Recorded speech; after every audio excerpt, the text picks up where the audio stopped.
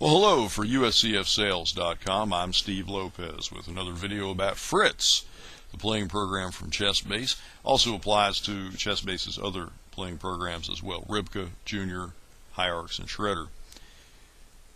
Many years ago, I had a friend who was a correspondence chess master that said something that resonated with me and has stuck with me ever since. He said, every piece casts a shadow. And what he was talking about was that when you develop a piece, when you get a piece out there into the game, there are squares that it can move to, squares that it can capture on, and all those squares that that piece controls, he referred to as that piece's shadow.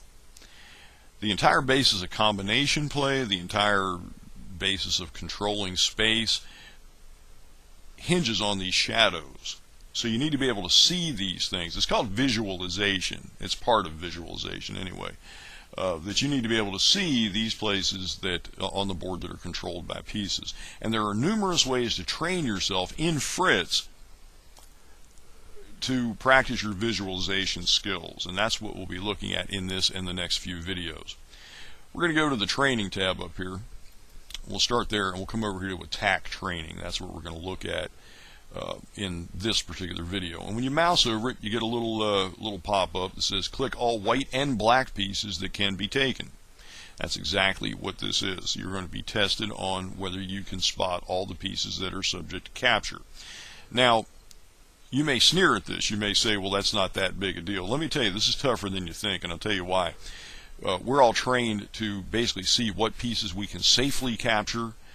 We're all trained to look at pieces of our own that can be captured, pieces that are in danger.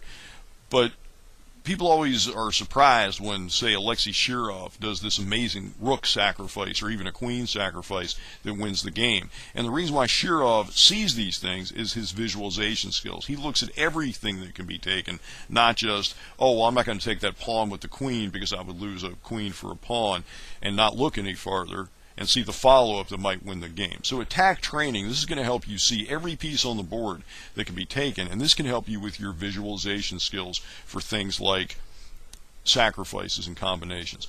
So you'll begin by clicking on attack training, and you'll get this dialog. First, you get your instructions, of course. Click all white and black pieces that can be taken.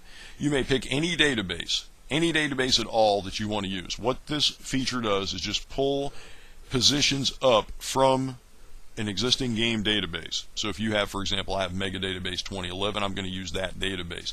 If you want to change the database, in fact, I think the default is no database at all, so you'll need to pick one. Click on this button, and this brings up the Windows File Select dialog, and you can just go to Computer, and then it would drive any folder and pick an existing database. So you need to pick a database first. I'm going to use the Mega Database. Note that this feature and the other ones like it, the visualization training features, do not change your database. They don't do a thing to it. They don't alter anything. They don't hurt anything. They don't change anything. So don't worry about that. You can just use a database and no problem. There's going to be no effect. I'm going to pick a game number. You pick the first game in the database where you want to start. I picked game 500,000. This database, of course, has over 4 million games in it. Depends on the size of your database. Obviously, the default would probably be 1, but you can change it to any number. So I'm going to start at game 500,000 in the database. Then there's a time setting. The default is 1 minute. What you're going to try to do is click all white and black pieces that can be taken. Do as many of these as you can in whatever time you set. I'm going to set it for 3 minutes because I'm going to talk a little bit while we're doing it. And I want to show you how this works. You're going to click on every piece on the board that is subject to capture. It's that simple. So we'll click OK. And I will tell you, this is more difficult than you would think. This queen can be taken by this pawn, and likewise the queen can take the pawn. The queen can take this pawn. You got a bishop here that can be taken by this rook. Notice the board is reversed, by the way. This is looking at it from the black viewpoint. The rook can take the bishop. The knight can take the pawn. This pawn can take this bishop. The bishop can take the pawn. This pawn can take this pawn. Rook can take the knight. Rook can take the pawn. And I'm still missing one. When you've done them all, when you've picked out every piece that can be captured, the software will kick you right into the next position, kick you into the next game, and throw up another position for you. Like I said, I'm missing something. There's one that I'm missing because it hasn't automatically kicked into the next position yet. And I'm missing, it's going to be something just dreadfully obvious, I know. But this is harder than you would think, than you would expect it to be. It really is more difficult than you would typically think.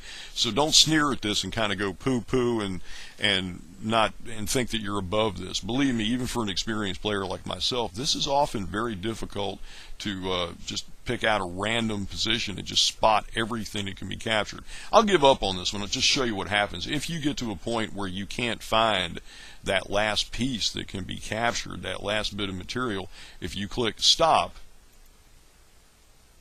there we have, this bishop could take this pawn. That was the only one that I was missing. So that will show you in yellow the one that you missed.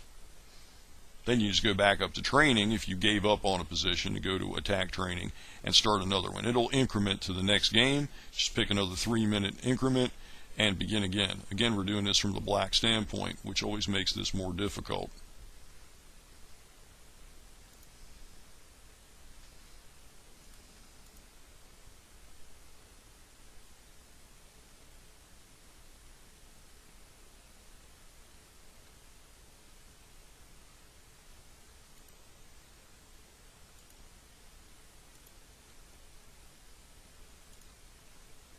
There's one more somewhere.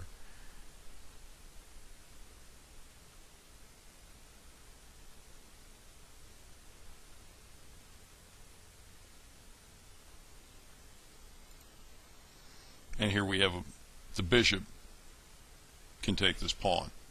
What does this tell me already? If you've noticed, I've done 2 of these and I've missed a pawn that can be captured long distance by a bishop in both games. That immediately tells me something right there about my visualization skills. I need to look at diagonals. I need to look at where bishops can capture from a distance. So immediately, just doing 2 of these positions, I already learned something about my own visualization. And I believe this can likewise help you. Just go to the training tab and select attack training. Set up the parameters as we've looked at. Click OK and have at it. You can set any length of time you want. Just pick any game from, depending on the size of the database, and have at it. And as you go along, it will improve your visualization skills, and your failures will also tell you something about what you need to look for in the remainder of your visualization training. For USCFsales.com, I'm Steve Lopez. Thank you for watching.